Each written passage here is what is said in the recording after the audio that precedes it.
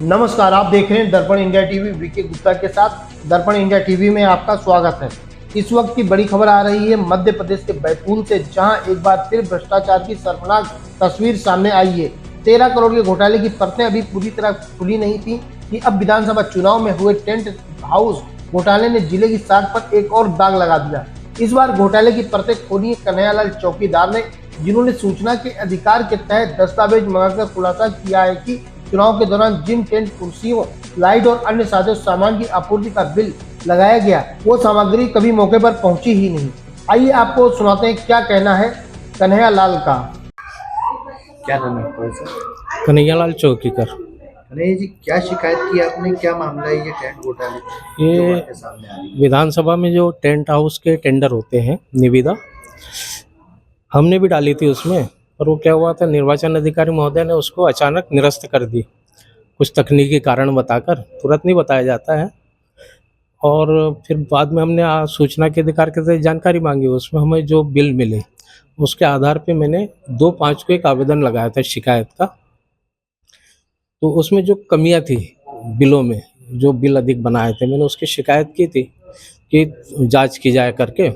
और उस समय लोकसभा का चुनाव भी चल रहा था, तो मैंने कहा जो विधानसभा में सामग्री लगी है वही सामग्री अभी लगी हुई है, तो स्पॉट फीस चेक हो जाएगा। राउंड सीलिंग किसको बोलते हैं, डूम किसको बोलते हैं। अब इन्होंने क्या है, डूम के रेट में राउंड सीलिंग का भुगतान कर दिया। लाइट जैसे एलईडी लगा हो तो मेटल के रेट में भुगतान कर दिए। इन्होंने इस टाइप से बिल अधिक रेट वाले किए और संख्या बढ़ा के बिल भुगतान किए। तो उसकी शिकायत मैंने की थी उन्हें, तो उस पर कोई वो नहीं किया उन्होंने। वो फिर जांच के लिए उन्होंने एसडीएम को दे दिए।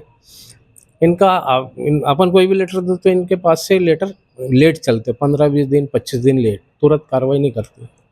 तो अपन ने उसकी शिकायत की थी। फिर अब वो नहीं हो रही है तो अपन ने कलेक्टर महोदय को भी आवेदन दिए, तो उस पर भी कोई जांच नहीं हुई।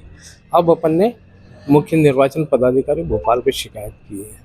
अब देखते हैं आगे क्या होता है। मैंने ऑफिस के बहुत चक्कर लगा चुका हूँ, पर कोई कार्रवाई नहीं कर रहे हैं यहाँ से। कितने का घोटाला आ रहा था? ये कितने का देखो, अधिक भुगतान कर दिया? उनके प्रतिवेदन के अनुसार तो 20 लाख का बोल रहे थे कि 20 लाख में पूरा काम हो जाएगा, लेकिन उनके प्रतिवेदन में जो रेट डले हैं उस आधार पे अगर काम होता तो 12-13 लाख में काम हो जाता। उस समय में हो जाता 12-13 लाख में, लेकिन क्या हुआ, 35 से 40 लाख रुपए का भुगतान हुआ। मेरे पास जो जानकारी आई है बिल की, वो अभी पूरे बिल मिले नहीं है। वैसे कुछ बिल बता नहीं रहे वो लोग, तो नहीं बताए के बाद में, पर जो बिल तुरंत आया है मेरे पास। क्या मानते हैं पूरे विधानसभा में कितने करोड़ के आसपास का घोटाला? नहीं, 35 से 40 लाख का है वो